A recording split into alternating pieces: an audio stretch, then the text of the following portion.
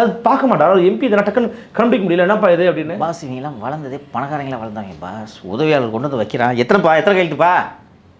Sir 15 கையெழுத்து. Right. அப்புறம் இன்னும் வேறு எதுவும் இருக்கா? இவ்வளோ தான். சரி இருங்க, எல்ஐசி பாலிசி போட்டுருக்கீங்களா? போட்டிருக்கேன். எத்தனை கையெழுத்து போடுவீங்க? நிறைய கையெழுத்து வரும். ஒரு புக்கில் ஒரு 20 கையெழுத்தாவது போட்டிருக்கேன் நான். அதில் இருக்க கண்டிஷன் ஏதாவது ஒரு 2 சொல்லுங்கள்.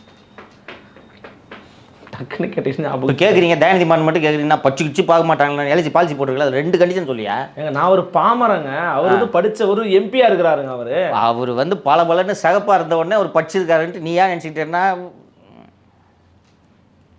இன்னொன்று, மனுஷனுக்கு காம்ப்ளசன்சி வரும்பா. சொந்த அண்ணன் இப்படி பண்ணுவான்னு எப்படிப்பா தோணும் உனக்கு? ஆனால் தோணிருக்கணும். இவங்க 2 பேரும் சேர்ந்து தங்கச்சி அன்பு கரைச்சி ஏமாத்திருக்காங்க. கலாநிதிமா தயாநிதி மாறன் 2 பேரும் சேர்ந்து. ஸோ இயல்பாக அவருக்கு தயாநிதிக்கு என்ன எண்ணம் இருக்கணும்? அண்ணன் எடுத்து ஒன்றா செக் பண்ண தான் பார்த்தா, ஐயோ என்னது ஒன்றுமே இல்லையா எனக்கு.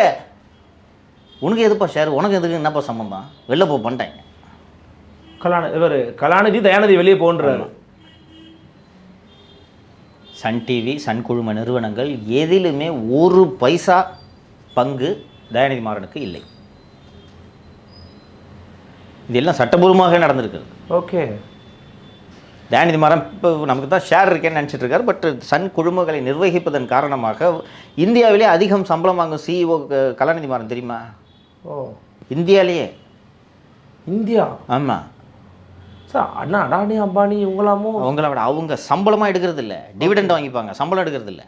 ஓகே. கலாநிதி மாறன் சம்பளமாக இவர் 100 கோடி, காவேரி கலாநிதி 100 கோடி. இது போக கம்பெனியில் தனக்குத்தானே டிவிடெண்ட் கொடுத்து அந்த இவருக்கு டிவிடெண்ட் கொடுத்துக்கிறாரு. அந்த டிவிடெண்ட் எடுத்து அம்மாவோட பங்கு இவரே வாங்கிக்கிறார். அதுவும் மோசடி, 10 ரூபா விலைக்கு போட்டு வாங்குறாரு. ஓகே. பிஜேபிக்கு எவ்வளோ தொக்கா இருக்கும் யோசிச்சு பாருங்களேன்.